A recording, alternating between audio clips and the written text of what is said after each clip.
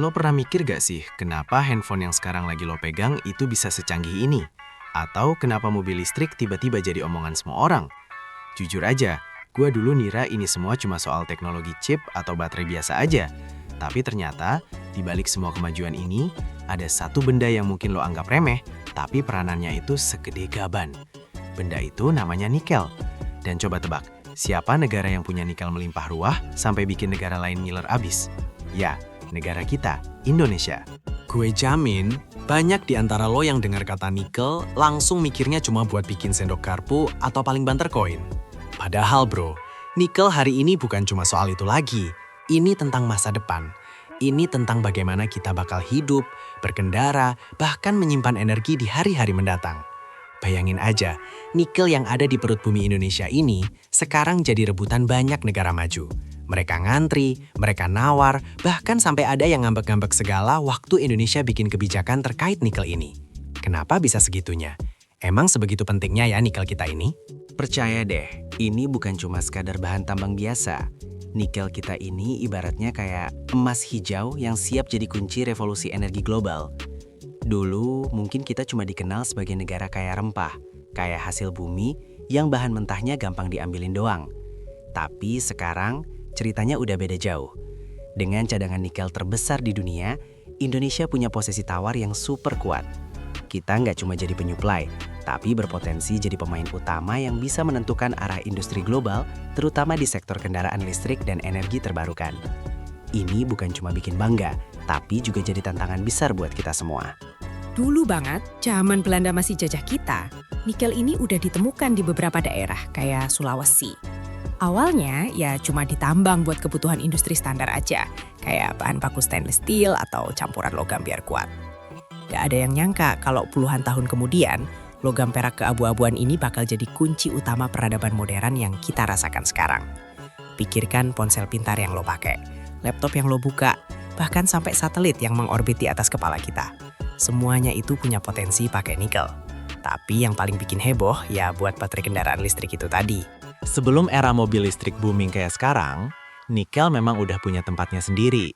Dia logam yang punya sifat unik, tahan karat, kuat, dan tahan suhu tinggi. Makanya, dia banyak dipakai buat peralatan dapur, konstruksi, sampai komponen pesawat terbang yang butuh ketahanan ekstrim. Tapi, ketika dunia mulai serius mikirin gimana caranya mengurangi polusi dan ketergantungan sama bahan bakar fosil, tiba-tiba semua mata langsung tertuju sama baterai. Dan di sanalah, peran nikel naik drastis dari penting jadi krusial. Indonesia, dengan anugerah cadangan nikel lateritnya yang melimpah, khususnya di Sulawesi dan Maluku Utara, seperti duduk di atas harta karun yang baru disadari nilainya secara penuh. Ini bukan cuma soal berapa ton nikel yang bisa kita gali, tapi lebih ke arah bagaimana kita mengelola sumber daya ini agar bisa memberikan manfaat sebesar-besarnya buat bangsa. Apakah kita cuma mau jadi tukang gali, terus jual mentah-mentah, atau kita mau jadi pemain yang punya nilai tambah, yang bisa menciptakan produk jadi, yang bisa menggerakkan ekonomi dari hulu sampai hilir? Nah, inilah yang jadi inti perdebatan dan kebijakan hilirisasi yang sempat bikin geger dunia itu. Jadi, siap-siap aja, karena sebentar lagi kita bakal bedah tuntas kenapa nikel Indonesia ini begitu istimewa. Kenapa negara lain sampai ngiler gak karuan, dan apa aja sih yang sebenarnya lagi terjadi di balik layar industri nikel kita ini. Kita bakal ngopas dari sejarahnya, jenis-jenis nikelnya, kenapa dia jadi kunci baterai kendaraan listrik, sampai kebijakan-kebijakan yang bikin Indonesia jadi sorotan dunia. Ini bukan cuma cerita tentang logam, tapi tentang strategi, tentang kekuasaan, dan tentang masa depan Indonesia di kancah global. Mari kita mulai perjalanan menelusuri rahasia di balik tambang nikel yang bikin kaget ini. Chapter 1. Nikel, sang logam hijau masa depan. Coba bayangkan sejenak, kamu sedang duduk di warung kopi langganan, menyeruput kopi hangat, dan di sekelilingmu ada mobil listrik yang melintas tanpa suara. Atau mungkin kamu melihat seseorang mengisi daya ponselnya yang bisa bertahan berhari-hari. Di balik semua kenyamanan dan kemajuan itu, ada satu aktor utama yang jarang disebut, tapi perannya sangat fundamental, nikel.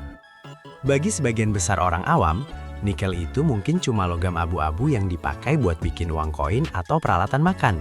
Tapi bro, pemahaman itu sekarang udah usang.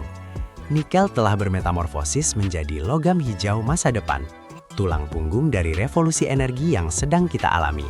Secara ilmiah, nikel itu adalah unsur kimia dengan simbol Ni, nomor atom 28. Dia termasuk logam transisi, yang artinya dia punya sifat-sifat khusus yang bikin dia jadi idaman di berbagai aplikasi industri. Salah satu sifat paling terkenalnya adalah ketahanannya terhadap korosi atau karat. Coba deh, lihat peralatan dapur stainless steel di rumahmu. Kebanyakan campuran stainless steel itu pasti mengandung nikel, yang bikin dia gak gampang karatan meskipun sering kena air dan deterjen. Selain itu, nikel juga punya kekuatan dan ketahanan yang luar biasa terhadap suhu tinggi. Makanya, dia sering dipakai di industri penerbangan, buat komponen mesin jet atau di pembangkit listrik. Logam ini kuat, tangguh, dan bisa diandalkan dalam kondisi ekstrim. Tapi, yang bikin nikel ini tiba-tiba melesat popularitasnya dan bikin negara lain sampai ngiler, itu bukan cuma karena sifat tahan karatnya itu. Ini semua gara-gara satu inovasi yang mengubah dunia, baterai lithium-ion. Kamu tahu kan, baterai yang ada di handphone, laptop, sampai mobil listrikmu? Itu semua rata-rata pakai teknologi lithium-ion.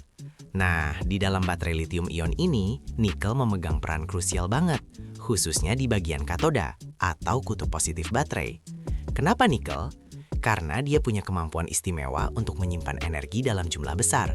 Semakin banyak nikel di katoda baterai, semakin tinggi pula kepadatan energinya. Gampangnya, semakin banyak nikel, semakin jauh jarak tempuh mobil listrik, atau semakin lama handphonemu bisa menyala tanpa perlu di-charge. Coba kita analogikan begini. Anggap aja baterai itu sebuah tangki bensin untuk mobil listrik. Semakin besar tangkinya, semakin jauh mobil itu bisa jalan tanpa harus isi ulang. Nah, nikel ini seperti bahan aditif super yang bisa bikin tangki bensinmu itu bisa menampung lebih banyak bensin tanpa harus memperbesar ukuran tangkinya secara signifikan. Keren kan? Tanpa nikel, baterai lithium-ion modern yang kita pakai di kendaraan listrik atau perangkat elektronik canggih itu mungkin nggak akan bisa seefisien dan sekuat sekarang. Mobil listrik yang bisa menempuh ratusan kilometer dengan sekali cas, ya berkat kandungan nikel yang tinggi di baterainya.